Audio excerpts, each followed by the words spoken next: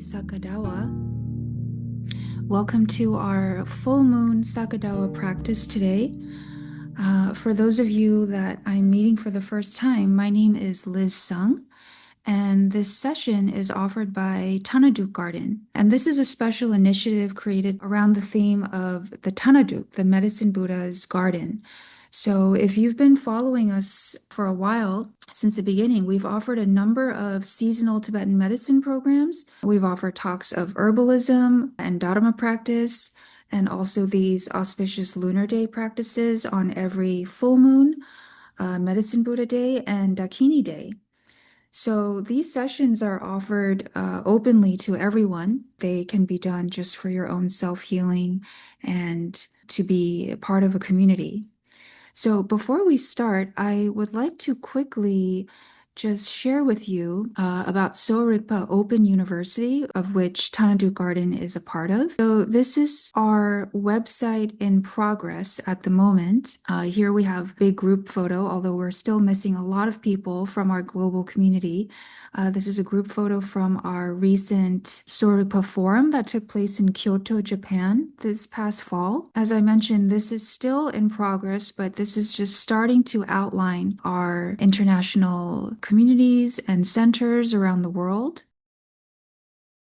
And so here I have a short description. Sowa Rigpa Open University, founded by Dr. Nida Chenagtsang, serves as the global umbrella for our international organizations and educational projects dedicated to preserving and transmitting the wisdom of Tibetan medicine and the Yuto Nyingtik spiritual tradition. So bringing together students, practitioners, and centers worldwide, Sowa Rigpa Open University provides a unified platform for study, research, and practice, fostering a living bridge between ancient healing knowledge and modern contexts. So soon we'll also have a calendar. This has been the request of many people for a while, a calendar where Dr. Nida's international activities can be found here, so you can keep up with Dr. Nida's programs. So these are just a couple of our most active centers at the moment. So we have Sowa Rigpa Institute with Christiana Polides, based in California and Mexico. This is where the most intensive certificate programs are taking place. In Europe, we have Sowa Italia, which is where Dr. Nida resides. Sowa Rigpa Valuste School in Estonia with Drugmo, and of course there's also Mendling, Estonia with Kaido and Silva.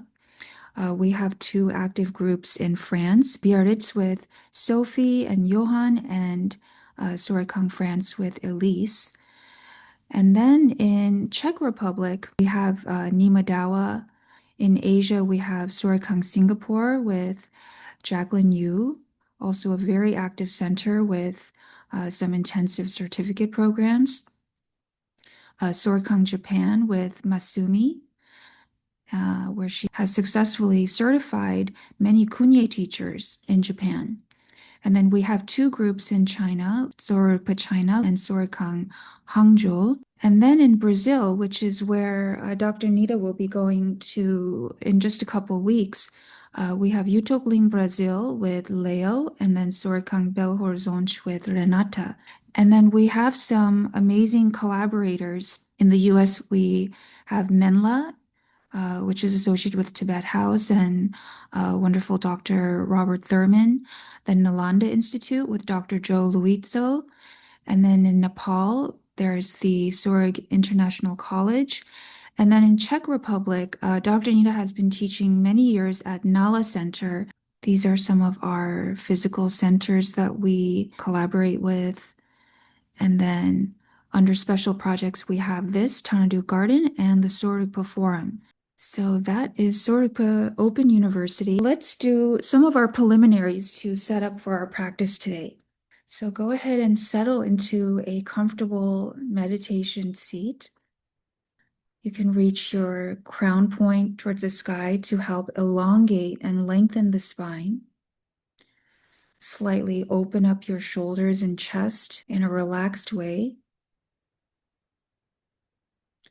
Using that frame of our crown point, spine, our open shoulders, our sit bones, establishing this very strong structure, very stable frame.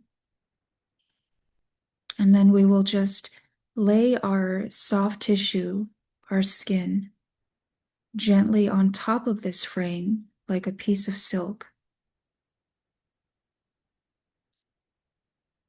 So we're finding that yin-yang balance of structure, stability, along with a softness, ease, fluidity.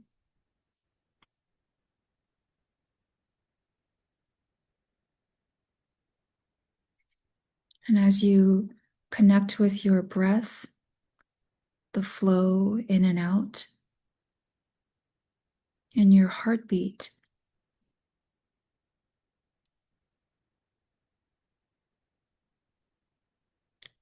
slowly stepping into this intimate space,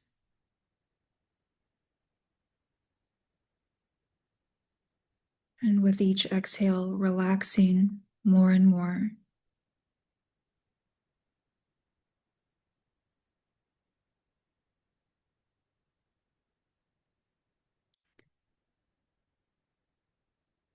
And let's begin to empty out our physical form. So starting with the most heavy elements, let's empty out all the bones, muscles, joints, ligaments, tendons. Empty out all your various organs. And empty out all the various fluids. And just keep emptying out until you are just a hollow shell.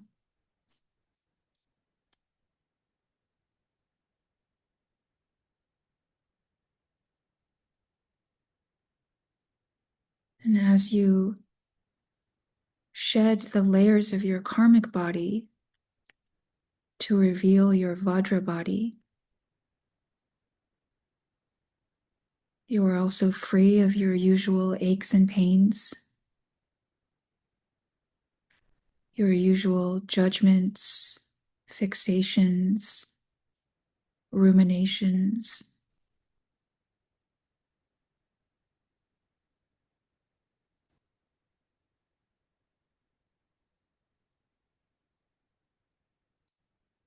And within your hollow shell, you glow with a soft inner light.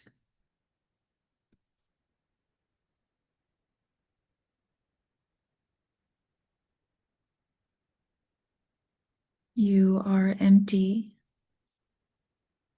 luminous, and free.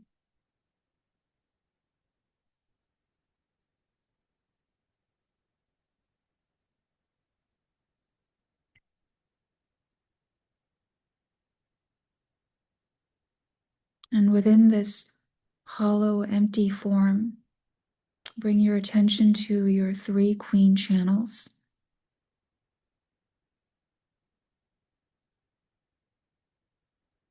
Each of them luminous, hollow tubes.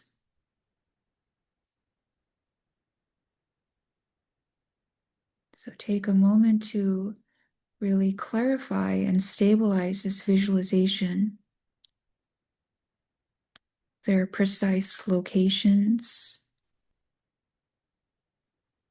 their colors, central blue, right red, left white,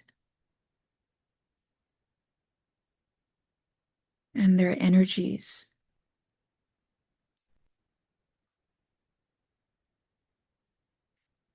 And let's begin our ninefold purification, focusing on inhaling five-colored rainbow light, pure essence of the five elements, taking it in through each channel, cleansing purifying, and we expel and let go of all the stagnant wind that has been stuck, expelling it in the form of dark, fog, or smoke. And at the same time, we liberate ourselves from the three toxic emotions: anger, rage, resentment, confusion, delusion, laziness, and depression, and anxiety, toxic desire, attachment, clinging.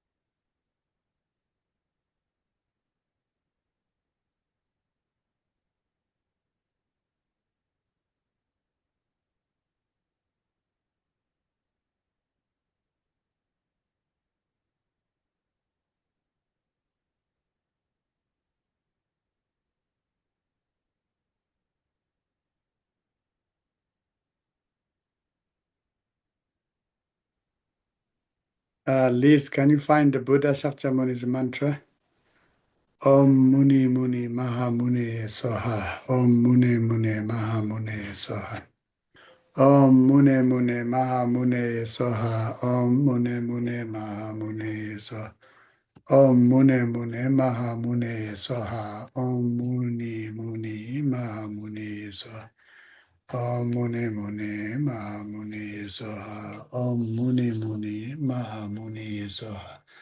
Om Muni Muni Maha Muni Soha. Om Muni Muni Maha Muni Soha. Om Muni Muni Maha Muni Soha. Om Maha Muni Soha. Om Muni Muni Maha Muni Soha. Om Muni Muni Maha Muni Soha. Om Muni Muni Maha Muni. Om Muni Muni Maha Muni Soha. Om Muni Muni Maha.